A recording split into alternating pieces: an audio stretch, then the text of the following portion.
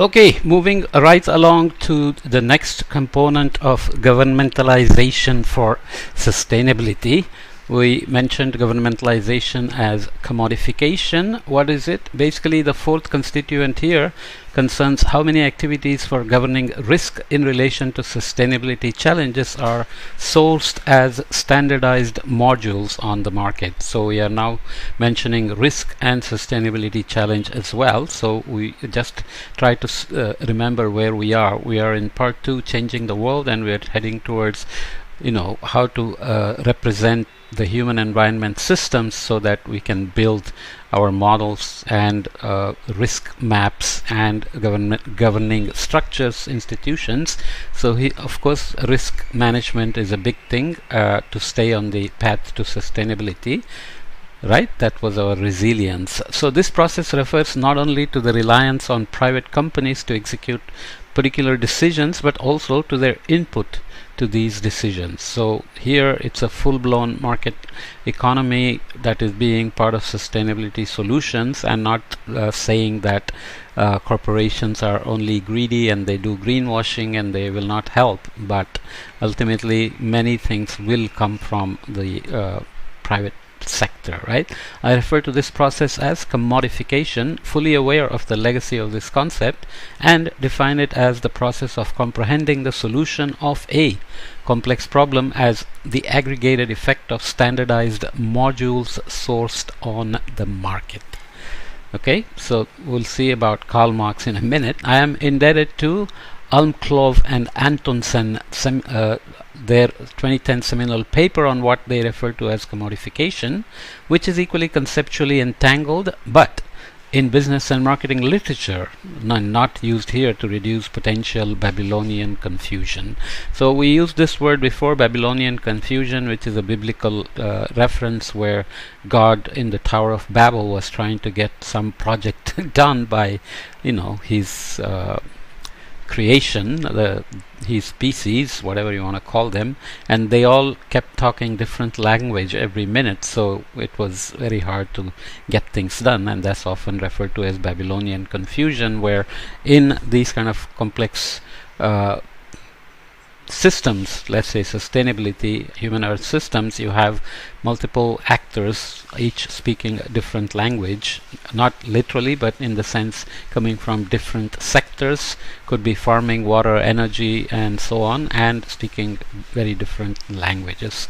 So the theoretical underpinnings of commodification come from Marx and refer to a process through which human activities become commodities with monetary value that can be traded on markets. We have already talked about the value of non-market goods and morality, equality, and so on, and yet they are all together in a system where you have market goods as well. Marxists consider such commodification as the engine that drives the continuous expansion of capitalism, and many influential scholars, Marxist and non-Marxist, agree that there is a tendency towards commodification of every aspect of social life, from identities to ecosystems.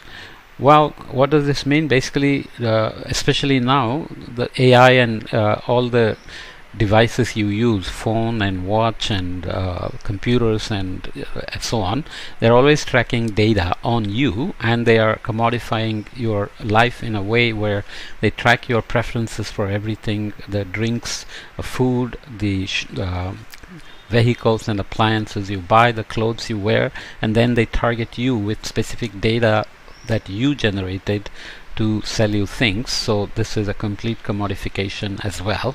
And as you know, Marxist ideas are not big fans of capitalism, they are socialism fans. So you have to ultimately bring together governmentalization of sustainability into that kind of a debate, but we are not going to get into here. But just here the author is saying commodification is very much a part of governing sustainability.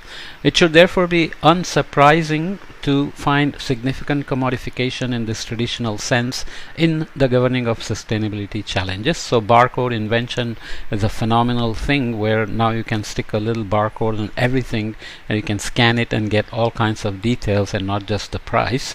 And of course this parody here is that we are putting a barcode on the environment itself and we're commodifying the environment, which has happened because we have dug up natural resources and used them irreversibly, or we have been burning them as fossil fuels and so on. So obviously there is a commodification, but where does it end being a good thing, part of the sustainability solution versus just being harmful and unsustainable? So lurking neoliberalization, we use the word neoliberalization. You think you know what liberalization means. You can talk about economic liberalization, people's liberalization. Neo basically means new. So the four constituent processes of governmentalization are all related to the underlying processes of neoliberalization. It's important to note that neoliberalism can be approached as a policy, an ideology, or governmentality, out of which the latter is most helpful in this context. So we are discussing governmentality here. We'll understand in a minute what neoliberalization is supposed to connote here. Here it's neither a concrete economic doctrine nor a definite set of political projects, but rather a complex, often incoherent, unstable, and even contradictory set of practices. You can look up this paper for more details. The neoliberalization denotes the processes that produce these practices, out of which marketization and commodification have a long pedigree during the geohistory of capitalism. I argue, however, that reductivization, projectification, and responsibilization are also inherent in neoliberalization and thus general to the governmentalization of complex sustainability challenges, albeit, I don't know how you pronounce it, albeit, just means although, to various degrees and in different ways. This governmentalization or neoliberalization depends on penetration and diffusion of neoliberalism in each context that we talked about in terms of reductivization, projectification, and responsibilization. This word drifts also into something called libertarians in the US, at least, where they believe no government is needed, that people know what to do. Of course, when things go wrong, like a collapse of a bridge that happened in Baltimore, or when you are being attacked and you need a military, then libertarians will need the government. So it's just a convenience to say where they need the government and where they don't need the government, right? It is also fair to assume that responsibilization is a general feature of such governmentalization due to the pervasiveness of neoliberalization in this context. Governmentality is defined by the notion of free individuals who control, determine, and delimit the liberty of others and themselves. So there are rules and regulations needed to govern, but that also means it puts some limitations on the liberty of some. For example, we talked about the speeding ticket. You can drive as fast as you want, but you put others in danger. So there are speed limits, which puts a limit, which limits your desire to drive very fast and so on, and many such rules can be, you have to pay tax, for example, right? So neoliberalism promotes such freedom understood as a personal choice that transfers responsibility to the actors themselves. So obeying the speed limit is your responsibility, and paying taxes is your responsibility, and if you do not meet your responsibility, there are penalties. Governing is thus largely about making other actors assume responsibility for their situation and actions.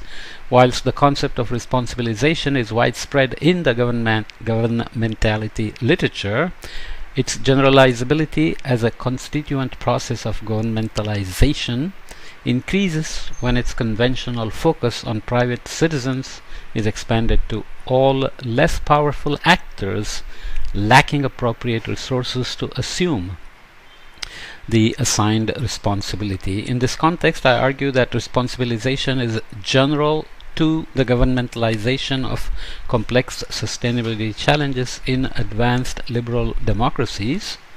However, I would also argue that this conceptualization is more useful also when maintaining the conventional focus on private citizens.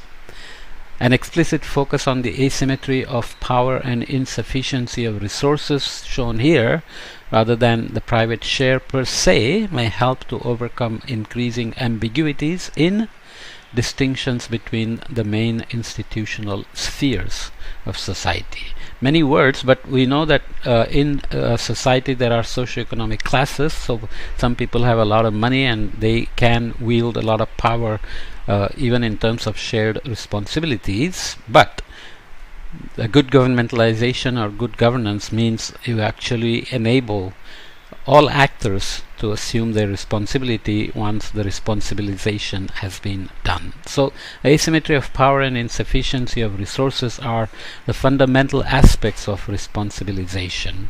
People who may consider neoliberalization and libertarianism and so on, and market forces, capitalism, etc., to say everybody must stand on their own two legs and take care of themselves, but this is obviously not very responsible in terms of worrying about equality, providing safety nets for the vulnerable, for children and elders, for example, for women and girls, and depending on the context, there are many situations where responsibilities cannot be simply distributed equally.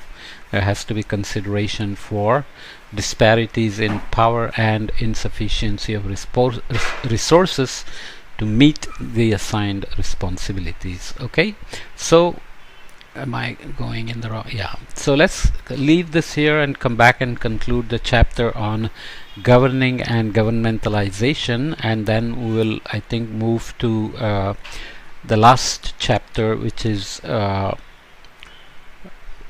representing human environment systems with our reductionist approach to understand how it can be seen as governable, so that we can apply our complexity principles and governmentalization principles to go forward to the next section, which is on changing the world. So we looked at the state of the world, we looked at approaching the world, we are looking at approaching the world, which includes governmentalization, and we will now look at the last part of the approaching the world as human environment systems, because we need to represent the system we are trying to manage sustainably. So that's where we'll go next, but we'll conclude this chapter first. Okay, see you in the next podcast.